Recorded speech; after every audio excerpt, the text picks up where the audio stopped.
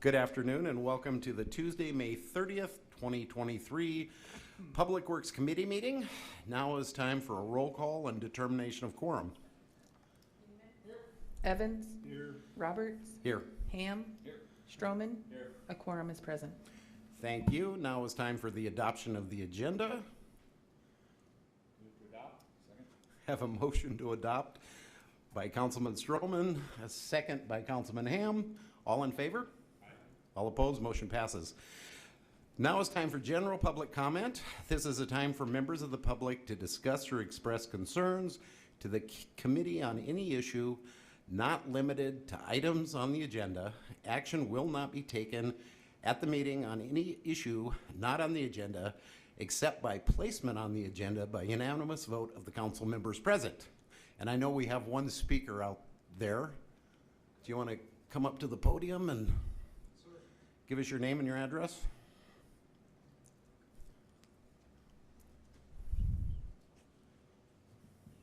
Hello, my name is Nicholas Goldsberry. I live at 814 Holcomb Avenue. And over the last 7 years I've lived there, my garage has continued to be flooded due to the rain runoff from the alley. I have taken some measures on my side of the property to do some grade work and try to put a speed bump using recycled asphalt in to kind of help divert water. It has not worked. When yesterday's thunderstorm event came through, I had on the front overhead doors of my garage, I had 6 inches of water. On the back, I have 3 inches of water at the other end of my garage, which would tell you I have positive drainage in there. It's not draining to one corner. And my appliances were actually to the point, you know, you guys have freezers or fridges in your garages. My fans were churning water. Well, in order for me to go in there, that puts me in a wet environment and the chance of an arc, which would cause serious bodily harm and injury. I had brought this issue up to Dale Fifley at the street department. I had brought this issue up to Doug Noyes, a former engineer, Ted Johnson, the former city engineer, and I had spoke with you, John, about a year ago about it.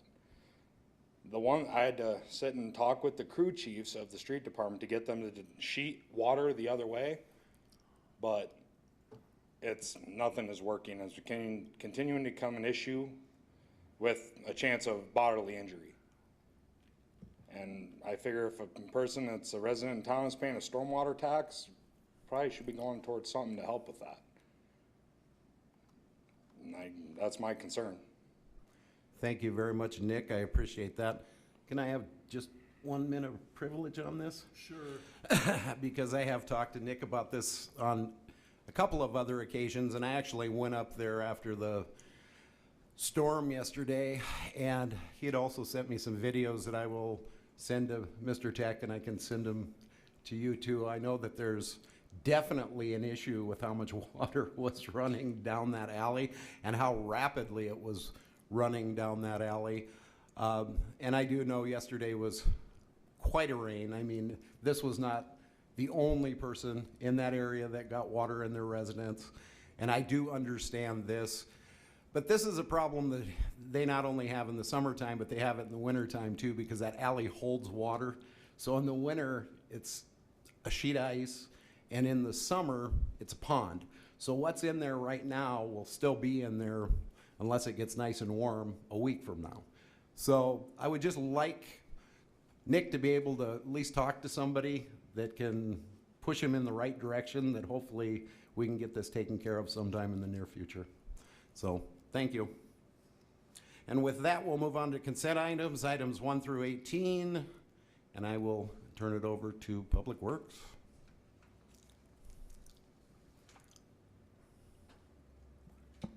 Oh, there we go. All right, thank you, Chairman. We're gonna tag team this again today. Dale Tech is out this week, so you get, I'll do some. Chip's actually gonna jump in on the fire department ones. Stacy's gonna discuss the operations issues. From engineering, item number 2, authorize staff to advertise for bids for the Perrine and Unnamed Tributary Phase 4 Diversion 12 project. Estimated cost $300,000. This is out in the valley. It's where that holiday store is, just on the west side of the Elkvale Road there, to divert water from up above in the Copperfield area down into a storm sewer by Highway 44. The next one is the 2023 MIP project. I won't go into a lot of detail on this, just to say that this is a collection of projects that we identify through the year. Miscellaneous Improvement Project is what MIP stands for. A curious note on this one is we have one in each ward this time, so that's a pretty neat thing there. Number 4 is from our street department, advertise for bids for the ice sanding material.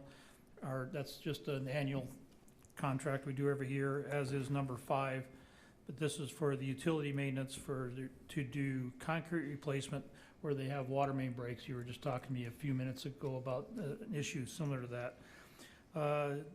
And I'll jump down to number 10. This is a final change order for a Foreman Street and Roosevelt Avenue drainage improvement project for a net decrease of about $11,000. Chip will address number 11. I'll jump down to 16. This was a request for a variance to waive the requirement to install sidewalk along Beale Street. Our staff recommendation is to approve that. There are no other sidewalks in the area out there, and there is no benefit to the public. Along with item 17, this is also to waive the sidewalk along Mount Rushmore Road. From a request from TUI Design, we're also recommending that we approve that. So at this point, I will turn it over to Chip. And I forgot RJ is going to jump in too, so go ahead. Go ahead. Okay, go ahead. Number 6 is a change order to Station 1. We have the kitchen range. We substitute that. We got a positive $736.47. Metal locker modifications of $11,803.61. High-speed door coiling for the garage doors. There's a change for that for $11,442.85. And then there's asbestos abatement in phase 1. And then there's some, with the changes in the soil during the construction of the piers, there's some casings and then some sugar rock that had to be placed down for soil stabilization. And go to number 11. That is the easement out for the training site. We're giving Black Hills Electrical an easement to run power for the training site instead of transformer. So, and that easement will come into play. That lot was plotted a long time ago, so that easement was less than all the other property around it. This easement will actually bring it into current conformance of city standards. Any questions? I don't have anybody in the queue. Thank you. Thank you.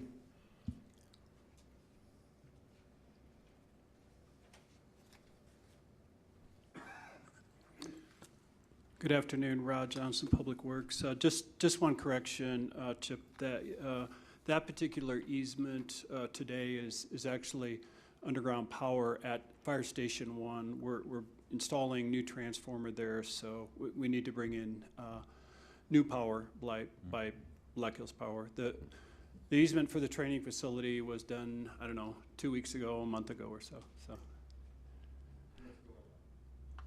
That's why I'm here. So, item 8 is change order number 1 for phase 2 of the City Hall improvements project. And this project, we bid it originally and did not receive any bids. We went back and bid it again, received bids. We were still over budget, so we went through a value engineering process with Matt Construction in order to lower the cost of the construction. And all of this has to do really with the library, nothing else, or not, the lobby, sorry. Nothing else changed. So, you know, the total was $120,000 that we were able to remove from the $844,000 bid. The big thing, I guess, was some kind of a pendant chandelier type light fixture that we were looking at putting in the lobby that really, I mean, it was, in fact, I think most of these are really aesthetic, but it wasn't really needed for, you know, for general lighting. It was more of an aesthetic issue. They looked nice, but they were also $67,000. So we pulled them out of the contract. Item 3 was some panels, some metal panels that we were looking at doing, wrapping some columns down there. Again, an aesthetic item that we pulled. Either of those could be added back at some point. Item 3 was some acoustical wrap, which we're not deleting acoustical out there. What had been bid was to wrap the acoustical panels with some new fabric, basically just for changing the color. What we ended up getting bid was actually a whole new panel. We're going to be able to do that a lot cheaper down the road. We're just going to do it outside of the contract. And then item 5, it says glazing reduction. Or deduction. It's not. We're not deleting any glazing out there. We just changed to a different type of glazing than what was specified. We're able to actually delete $20,000 from the contract with that, and it's not a decrease in you know, in any of the energy issues or anything like that. It was just a cost that we could realize by going with a different glazing panel. Thank you. And that's the only item you're speaking on? I believe Mr. Evans has a question. I just wanted to let you know that, because you know the floor down there is a mess, and Rod Pettigrew is going to be coming on the council. We've talked about this. He brings unbelievable expertise about flooring materials and everything, since he's probably put it in half the buildings in the city over his dad over the last 80 years. So I would suggest whatever's moving ahead on that, we slow it down till we get Rod's input about durability and everything else. And I don't know if you have anything ordered yet or not, but I would suggest we kind of put the kibosh, any movement on that, so we can make sure it's done right and it's going to be really, really durable for the next 50 or 60 years. So that's just my suggestion. Thank you. Yeah, we can have a conversation with Mr. Pettigrew. I did, in some discussion with you, said that we would look into it. We have not had a pre-construction meeting yet, but we will definitely do that, and then bring back to the council any of our findings. Thank you. Now on to community development. Just kidding. Not used to having two engineers on the same side over there. Not a single train.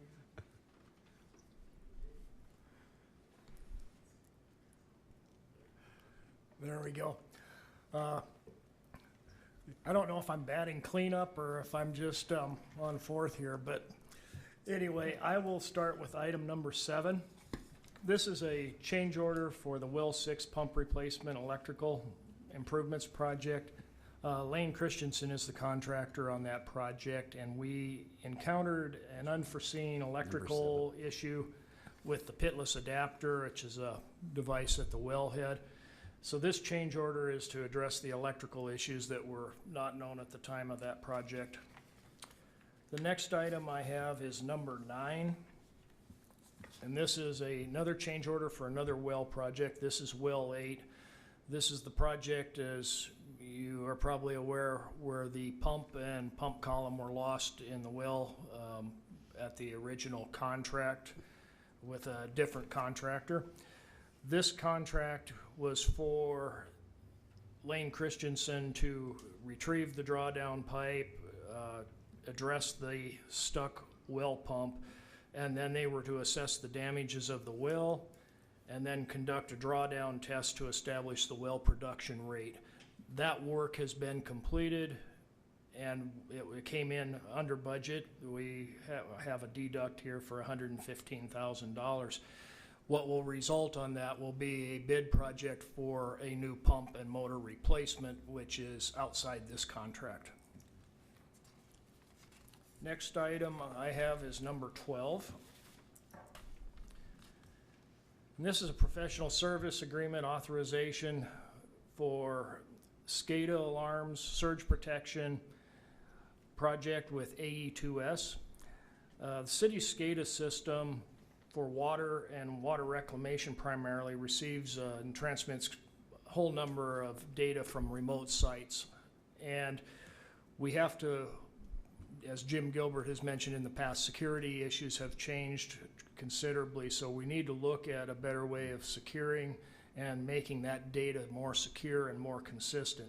So that's the first part of this contract, is the actual SCADA data security and how we collect it and where the data is stored.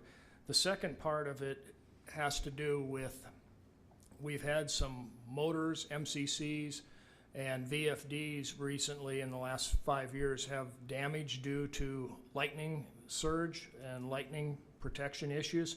So as long as we're looking at these facilities, this engineer has a lot of experience in that. So we're going to also look at surge protection and lightning protection to see if there are critical facilities that we can add some additional protection to give us some better reliability and resiliency with those systems.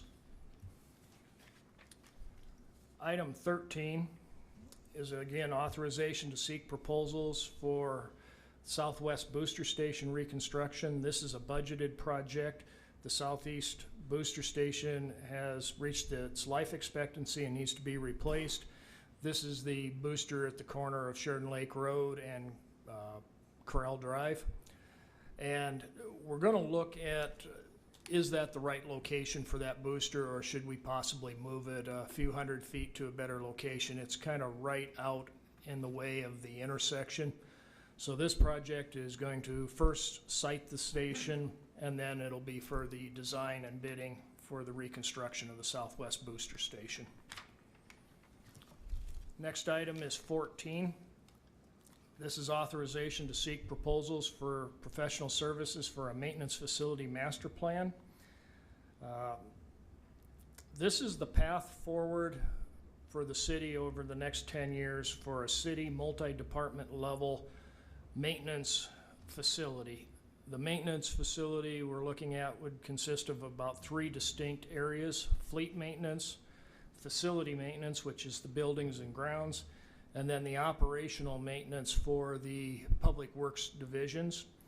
As I stated, this is not just public works. This is consisting of other departments throughout the city to look for efficiency and consolidation on maintenance efforts. So this is the start of that project. Next item is item 15. This is authorization for professional services for the surface water treatment facility evaluation. This project really is a result of the Mountain View Water Treatment Plant. It's over 60 years old. Mountain View Water Treatment Plant has exceeded its design life. Operations has done a very good job of maintaining that facility, but we can't, at this stage, it's very hard to find spare parts, replacement parts. So the facility is tired. It's time to move towards the replacement of the Mountain View facility. With a number of issues with water going into the regionalization components, the Missouri River project, some of the local effort on regionalization between some of the other districts, we believe that it's imperative to look at 3 locations for the replacement of Mountain View. Option 1 will be to replace at the existing site. Option 2 is to look at a new facility site probably on the east side of the community where a lot of the growth is occurring. And the third option is to look at a hybrid of possibly 2 plants, one at Mountain View and one east. The option 3 provides us some resiliency and redundancy so that we don't have all our eggs in one basket. This is the start of the project for the Mountain View replacement project. And with that, I believe I've covered my items. Thank you. Thank you, and I don't see any questions from anybody. Oh, Mr. Stroman. Mr. Titus. Absolutely. Stacy, on number 9, the pump retrieval,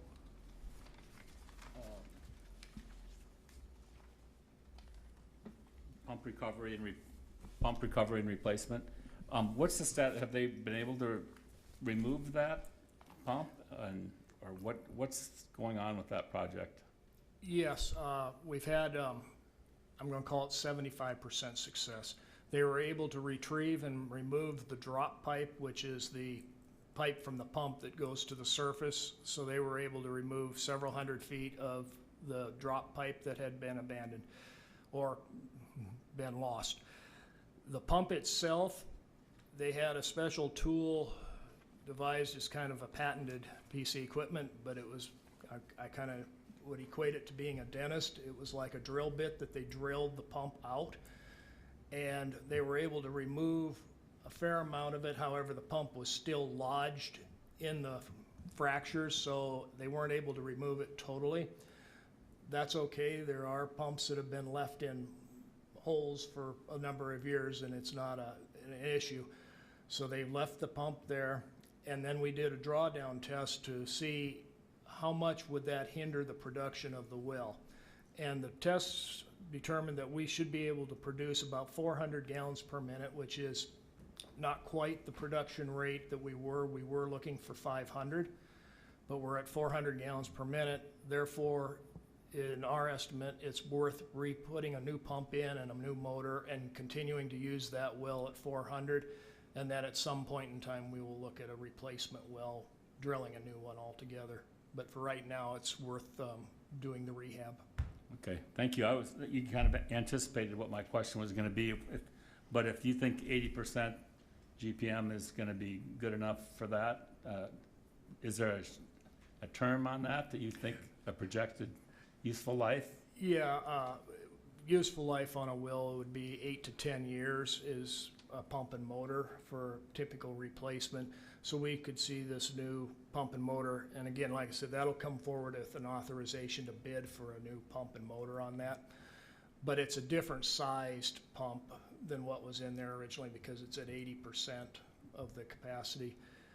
Our wells, we'd love to see 1,000 gallons per minute on all our wells.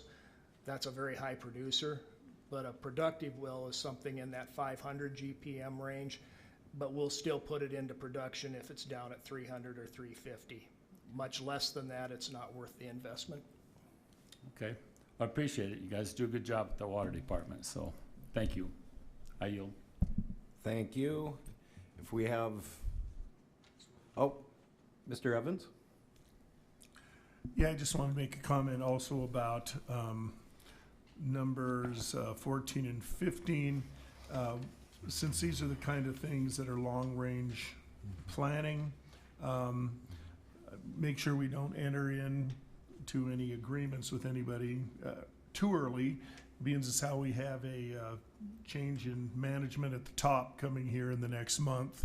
I'd hate to have somebody step into that role only to say what we've approved and started is not their vision.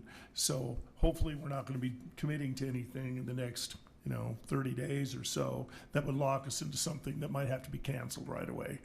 Just along kind of like with the flooring. We want to make sure that the next mayor is on board with all of this stuff. So seems to me this is something that could wait a couple weeks until we actually move forward on. That's just my thought. Thank you. Thank you. With nobody else in the queue, I would look for a motion. On a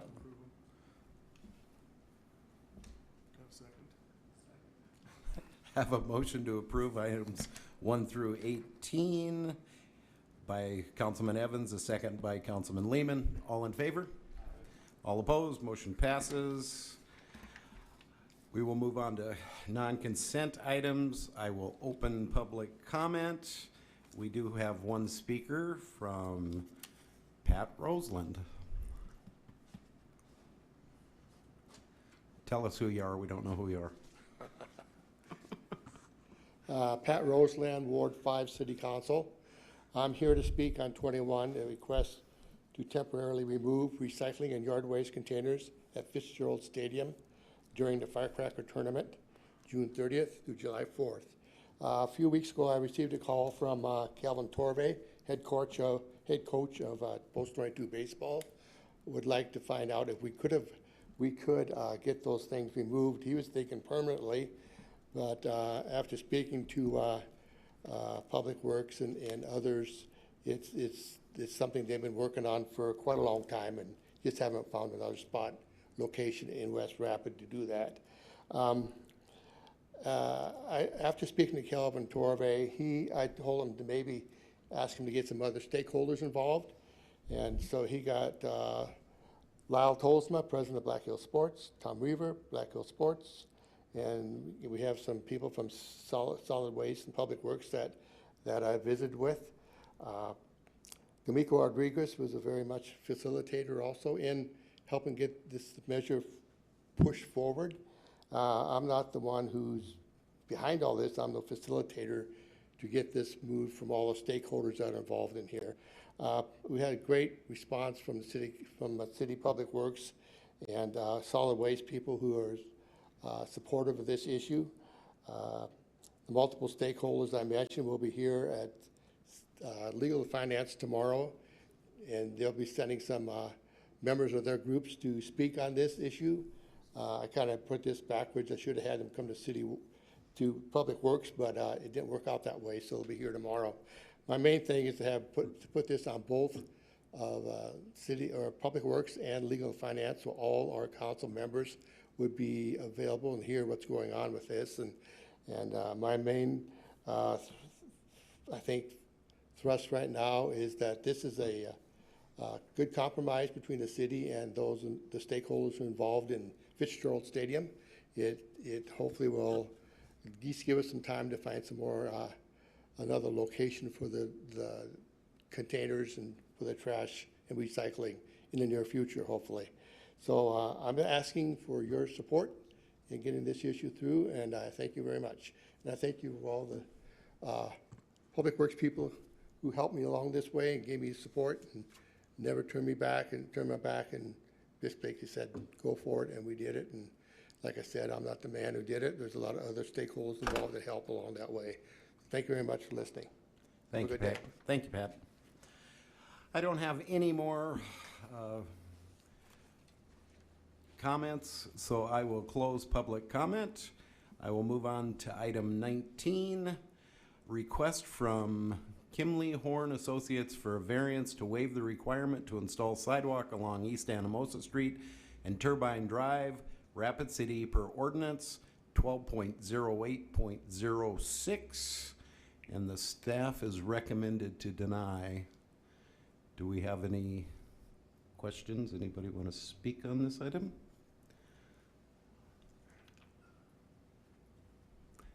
Go ahead, Councilman Stroman. Yeah, I have a question. I'm not sure who to address it to, but why would we deny this? I know we've had other ones out in that area. I don't think it's a real pedestrian walkway, and I know that when staff reads these requests and then they kind of follow the manual to the letter, and that's when they can be appealed to the council, which is what they're doing now. And unless there is some particular safety reason that other than that this is what our manual says, I'd like to allow these people to move forward without the additional expense at this time. So I'm not sure who can address that. Okay. Looks like Stacy can. Or no?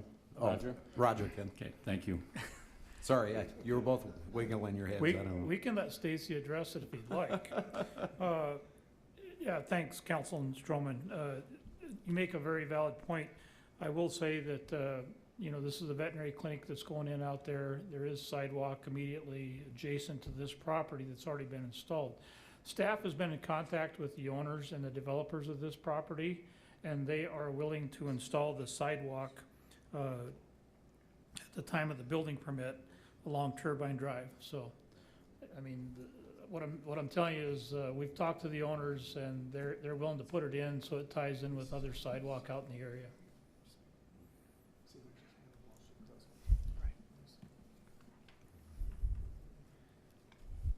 Do we have any other comments?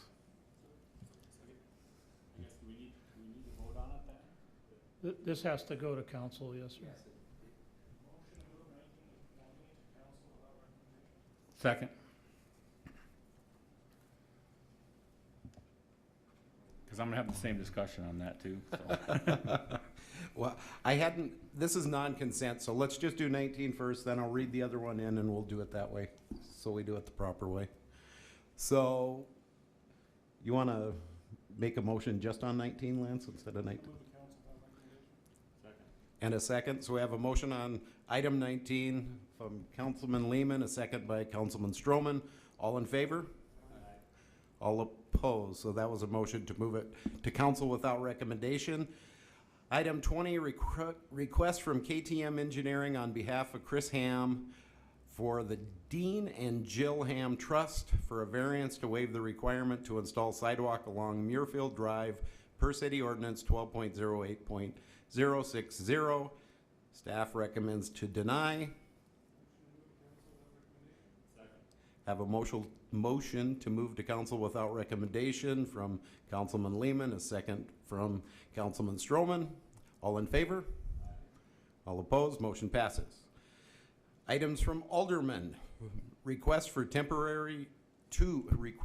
temporarily remove recycling and yard waste containers at Fitzgerald Stadium during the Firecracker Tournament from June 30th, 2023 through July 4th, 2023. Do we have anyone that wants to make anybody who wants to speak? I want just 1 second on this, if you don't mind. Oh, Lance, okay, go ahead. You can go first, Lance. Thank you, Mr. Chair. Roger, is this just going to be handled administratively, or is staff not inclined to do this? Maybe Stacy can answer this. Stacy. We'll tag team again. I believe what we're looking for is a direction from council if they'd like to see this happen. And as Pat said, Public Works is supportive of this. We can have this happen. I will indicate that if it's June 30th to July 4th, the actual closure could be a couple days sooner and a couple days later, just for the staging purposes of getting the receptacles and stuff removed and then reset. So the closure would be probably a couple days longer than what the actual event is, but we can facilitate this initiative. Thank you. Guess I'm not really sure where to go with the item. I know Councilman Roberts and I fought for a year and a half to get ours back, and now we're taking them away. And I yield the floor. Well, I think this is a good idea to remove this during that tournament, just because of the fact that we've made such a huge investment in Fitzgerald Stadium. And I have been an opponent for years to move this somewhere off-site. I don't think that's the most appropriate place to have that recycling facility at. You know, and if you want, you could just keep them out for a year like you did for our constituents, just to see how they would treat you on that side of town. So I'm just teasing.